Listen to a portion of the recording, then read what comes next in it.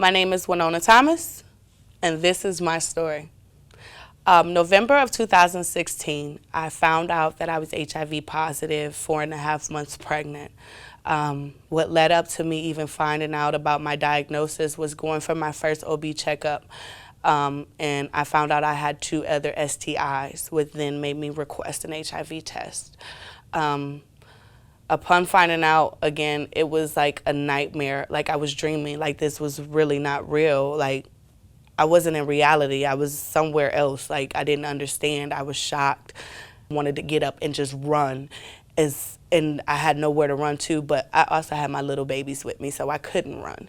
And that kind of helped me snap back into reality and say, hey, I still got other people that I'm responsible of. I still have an unborn child in my womb who I still have to try to give birth to. So I had to collect myself. And upon doing so, I decided to still stay with my kid's father, whom we was at the time together for 4.5 years. He ended up going to prison or jail shortly after, so I was raising the kids by myself for a little while, was still supporting him and waiting until he got out. Upon him getting out in July of 2017, I kind of got a slap in the face towards about a month afterwards. I ended up finding a used condom on my bathroom floor.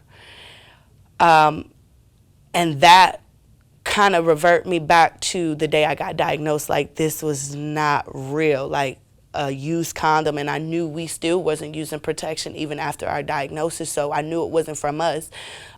It sent me, it's like I kind of blacked out. Like I was so enraged with anger and fear, not for me, but for my kids, and just the lack of careness that was shown just by this object being on the bathroom floor.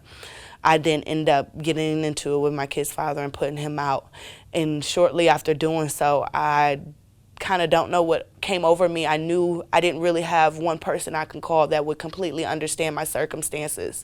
So I used Facebook Live as a live journal to just vent my emotions.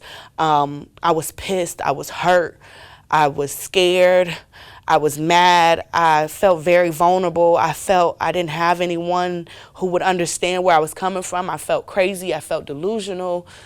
I felt so many things all in one, and it all came out, and I just really needed to get that off my shoulder.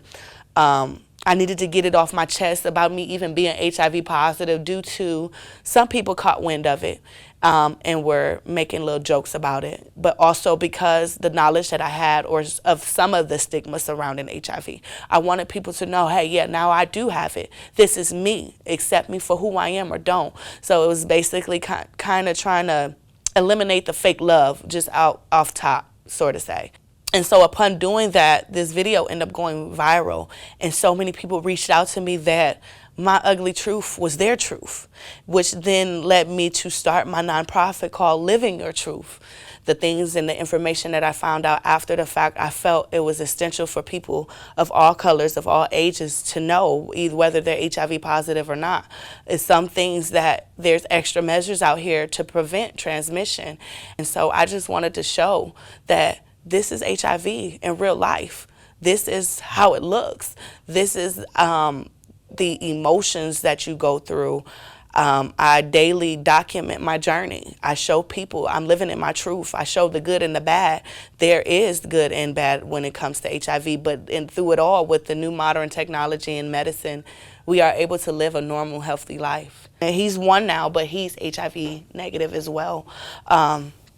So yeah, he had to constantly get tested. He has 1 more test at his 18 months. He just turned 12 months. But so far he's been HIV negative. Like I said before, I got pushed to undetectable very soon, which determined whether I was going to give a vaginal or cesarean birth. And by giving a vaginal birth and doing all the measures to prevent the mother-to-child transmission, I gave birth to a healthy baby boy. And this is my story.